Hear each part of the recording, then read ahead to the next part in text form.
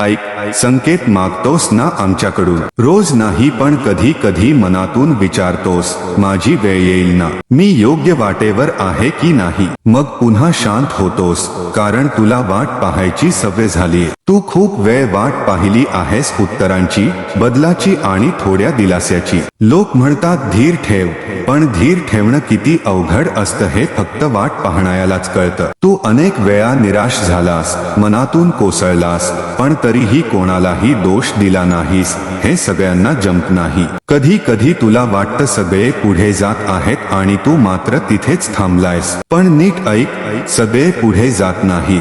काही लोक थांबून तयार होत असतात आणि तू त्यातलाच एक आहेस. अलीकडे तुला जाणवतंय ना, मन थोडं शांत झालंय, राग पटकन येत नाही, सगळ्यावर लगेच प्रतिक्रिया देत नाहीस. हा पहिला संकेत आहे की तू बदलतोस. काही गोष्टी ज्या आधी खूप महत्वाच्या वाटायच्या, आता तितक्या मनावर घेत नाहीस. काही लोक आपोआप दूर जातायत आणि त्याचं फार वाईटही वाटत नाही. हा दुसरा संकेत आहे. जेव्हा माणूस आतून बदलतो तेव्हा सगळे सोबत चालत नाहीत आणि ते चुकीचं नाही. कधी कधी एकटेपणा येतो, पण तो आता घाबरवत नाही, तो विचार करायला शिकवतो. हा तिसरा संकेत आहे. पूर्वी जे मिळालं नाही त्याचं दुःख खूप काळ मनात राहत होतं, आता अजूनही वाटतं पण ते अडकून बसत नाही. हे सगळं साधं नाही, पण हेच तुझ्या प्रतीक्षेचं फळ आहे. तू रोज मनात विचार करतोस, माझी वेळ येईल ना, माझं काही होईल ना. आज आम्ही तुला थेट सांगतो,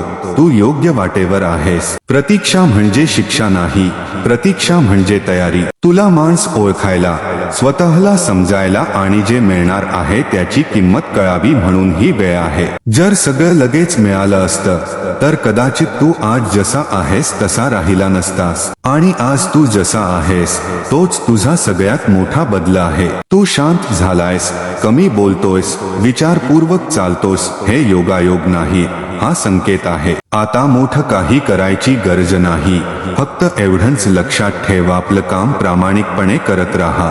घाई करू नकोस, स्वतःवर शंका घेऊ नकोस. संकेत नेहमी मोठ्या आवाजात येत नाहीत, ते हळूच मनाला लागतात. आणि जर तू इथपर्यंत ऐकत राहिलास तर हा सगळ्यात मोठा संकेत आहे की तू अजून हार मानलेली नाहीस. शांत राहा, विश्वास ठेव, पुढचं पाऊल लवकरच स्पष्ट होईल. हीच तुझ्या प्रतीक्षेची खूण आहे. हा तुझ्यासाठी दिलेला संकेत आहे. आम्ही इथेच आहोत तुझ्या सोबत प्रत्येक पावलावर. श्री स्वामी समर्थ.